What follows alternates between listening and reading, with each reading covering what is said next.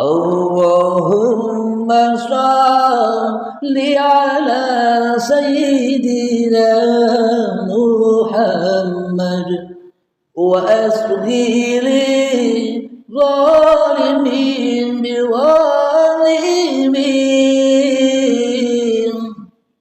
wa akhrijna min bainihim salimin wa ala alihi wa sahbihi ajma'in. Kembalilah, pulanglah ke asal usulmu. Yang dulu goib, kembali goib. Yang dulu tak ada, kembali tak ada. Yang dulu tak hidup, kembali tak hidup. Yang dulu tak wujud, kembali tak wujud. Maknanya, pulangkanlah, relakanlah, ridhokanlah. Semua hak-hak milikmu menjadi hak miliknya Allah. Hartamu, ilmumu, amalmu, jabatanmu, kebanggaanmu, kemuliaanmu, bahkan hidup dan badanmu pun serahkan kepada Tuhan yang telah memilikimu, bukan milikmu sendiri. Dengan itulah hati bisa tenang. Jadi untuk hati bisa tenang, kembalilah kepada Tuhanmu.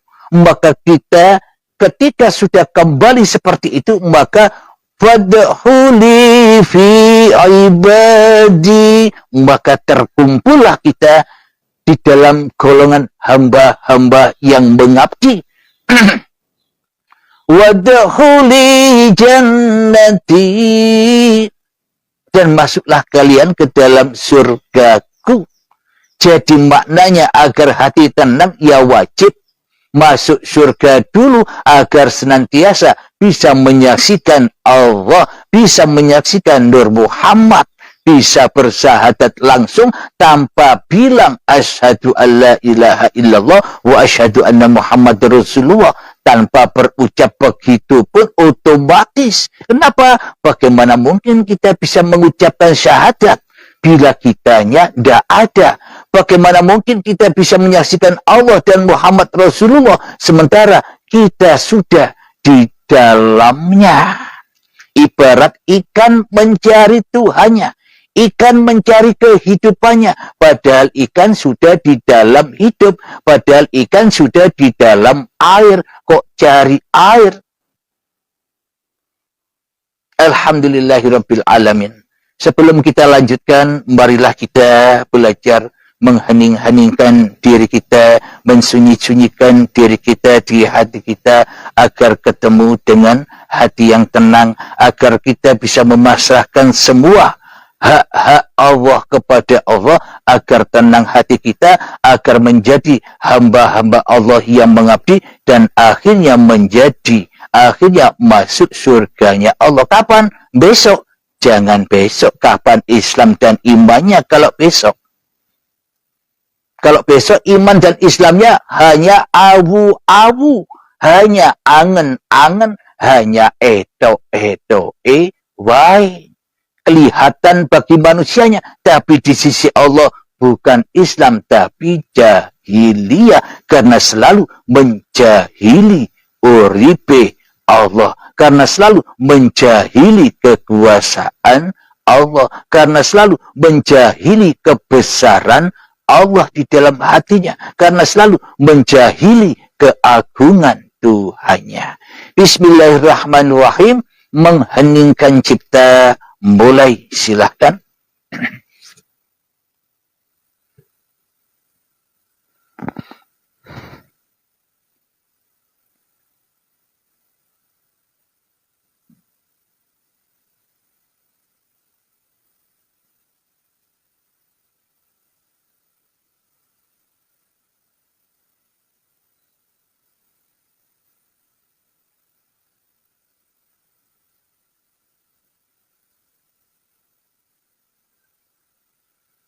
Alhamdulillahirabbil alamin. Mengheningkan cipta selesai. Bismillahirrahmanirrahim. Jadi secara logika, secara akalnya begini. Bagaimana mungkin kita bisa bersyahadat, bisa masuk Islam, bisa iman secara kafah, secara dohir batin, bila kita belum bertemu dan menyaksikan Allah langsung. Dan kita belum bertemu dengan Muhammad Rasulullah secara live, secara langsung. Bila Allah kita nisbatkan ketemunya nanti di surga, setelah kematian nanti, ya kadaluarsa dong. Ya kita selamanya belum dikatakan orang-orang yang beriman, orang-orang yang mengabdi, dan orang-orang yang selamat. Karena kita belum ketemu Tuhan dan belum ketemu Muhammad Rasulullah. Mereka sama-sama gaibnya, keduanya sama-sama gaibnya selama ini. Yang wujud yang nyata jadi Tuhan di dalam hati kita, diri kita, hidup kita, dan badan yang selama ini kita suruh-suruh yang wujud. Kita pingin ngerokok badan kita, kita suruh ambil rokok. Badan kita, kita suruh menghisap rokok. Kita ingin makan, badan kita, kita suruh untuk menyiapkan makan. Badan kita, kita suruh untuk menyuapi makan. Kita ingin sholat, badan kita, kita perintahkan jalan ke kamar mandi. Ambil wudhu, kemudian badan kita perintahkan untuk sholat, yang duduk, yang berdiri, tapi hatinya ingkar di dalamnya. Jadi yang jadi Tuhan dan yang jadi utusan di dalam dada kita selama ini kan bukan ajaran Islam, tapi ajarannya Fir'aun, tapi ajarannya setan, yang mana kita selama ini menyerupai perbendaharaan Tuhan, menyerupai kekuasaan Tuhan. Akhirnya kita hidup di dunia ini ya serba panas, serba siksa, serba neraka. Apa bahan bakarnya neraka? Badan-badan manusia dan hati yang keras melebihi kerasnya batu. Kapan adanya neraka? Besok atau nanti? Besok apa sekarang? Sekarang ini kita sudah berada di dalam siksa kubur dan siksa neraka. Tapi orang sadar karena Nur Muhammadnya masih terpendam. Karena belum jadi orang muslimin, mukminin di sisi Allah. Hanya di sisi manusia saja. Hanya Islam di sisi iblis dan setan saja selama ini yang selalu mengikuti hawa nafsu dewe-dewe. Jadi untuk aplikasikan ketemu Allah dan ketemu Muhammad Rasulullah agar kita bisa menyaksikan keduanya, wajib kita melalui jalan belajar ilmu hakikat dan makrifat agar ketemu dengan syariat. Bila ilmu hakikat dan makrifat saja belum tahu, akhirnya seluruh syariatnya akhirnya menyembah awake dewe. Kebanggaan, kemuliaan diakui sebagai miliknya. Kenapa? Karena tak bertuhan. Jadi bagaimana cara menyaksikan keduanya, menyaksikan Allah dan menyaksikan Muhammad? Ya kita wajib rela, ridho, mati dulu, yakni mentiadakan diri di dalam keheningan, mensunyi-sunyikan diri di dalam keheningan, menggelap-gelapkan diri di dalam keheningan.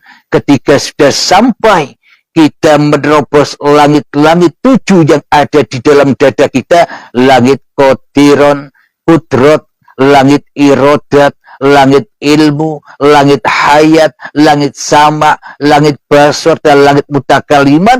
Ketika kita sudah bisa menerobos 7 langit, sab 7 langit dan sab 7 bumi, maka ketemulah kita dengan Allah dan Muhammad. Ati'allahu wa ati'ur rasul. Barang siapa tahu kepada Allah, maka ia akan menjadi utusan-utusan Allah. Bukan jadi utusan hawa nafsu lagi.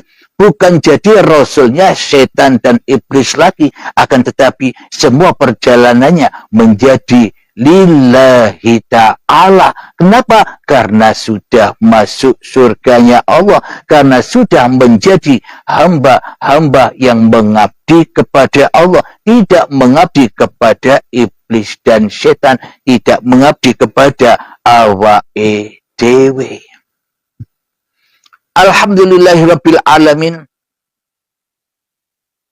Jadi ketika keheningan itu tercapai, dengan mudahnya lewat pintu baiat agar segera sampai di dalam keheningan itu, maka ketika kita sudah tak ada lagi, tak wujud lagi, goib kembali ke asal muasal diri kita, maka itulah yang dikatakan Nur Muhammad. Seperti dijelaskan di dalam surat Al-Isra ayat pertama, Bismillahirrahmanirrahim. Subhanalladzi asra bi Muhammadin bin Abdullah. Apakah ayatnya demikian? Kalau Isra Mi'raj itu hanya bagi Nabi Muhammad, pasti ayatnya demikian.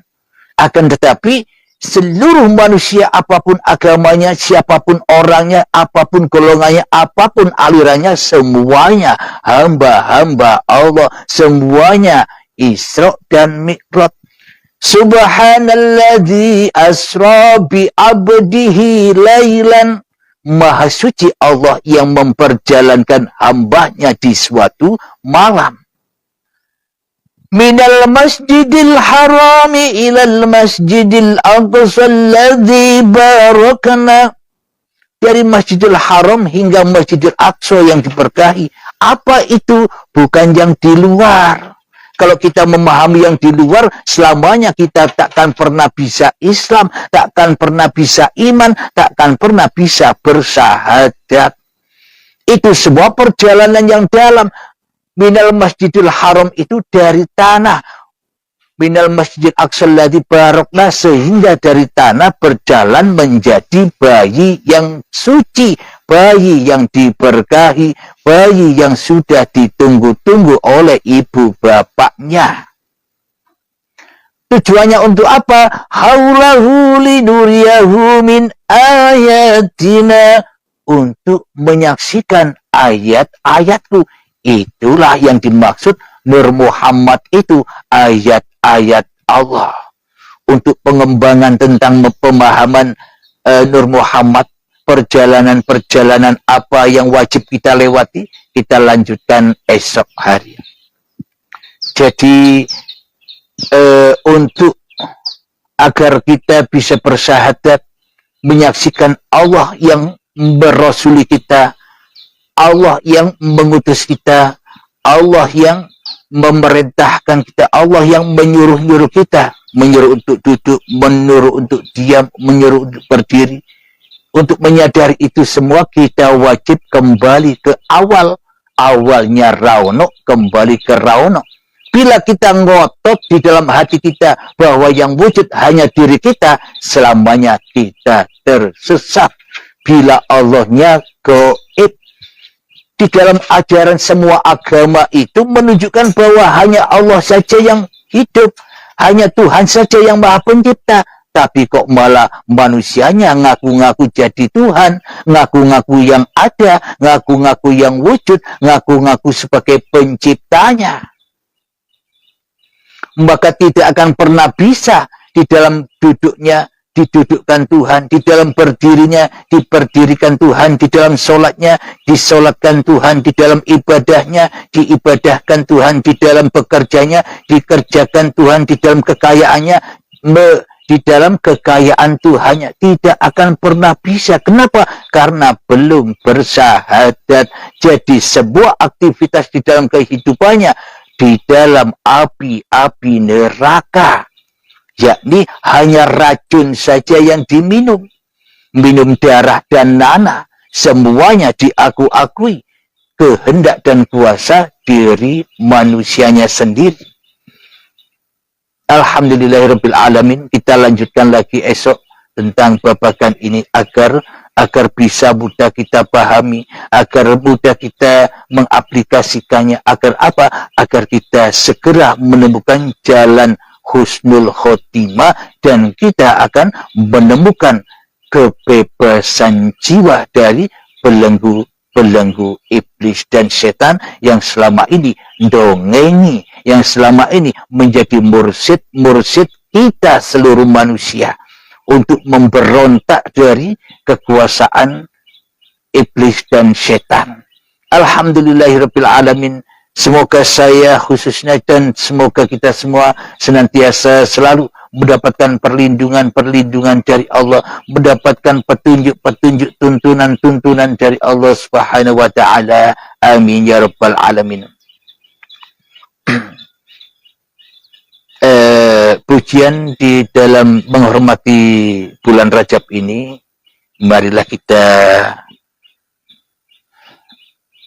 kembangkan di dalam jiwa kita. Allahumma barik lana fi rajabin wa sa'bana wa ballighna ramadana. Allahumma barik lana fi rajabin wa sa'bana wa ballighna ramadana. Alhamdulillahirabbil alamin. Allahumma ya qadiyal hajat, Allahumma ya mujibad da'wat, Allahumma ya rafi'ad darajat, Allahumma ya muhillal muskilat, Allahumma ya syafiyal amrat, Allahumma ya kafiyal muhimmat, Allahumma ya dafi'al baliyat. Allahumma akhtim lana bil iman, Allahumma akhtim lana bil islam. Rabbana atina fid dunya hasanah wa fil akhirati hasanah wa qina adzabannar. Wa sallallahu ala sayyidina Muhammad wa ala alihi washabihi wasallam walhamdulillahi rabbil alamin. Akhirul kalam. Assalamualaikum warahmatullahi wabarakatuh. Allahumma salli ala sayyidina Muhammad wa asghiri zalimin biwalimin wa akhrijna min bainihim salimin وعلى آله وصحبه أجمعين.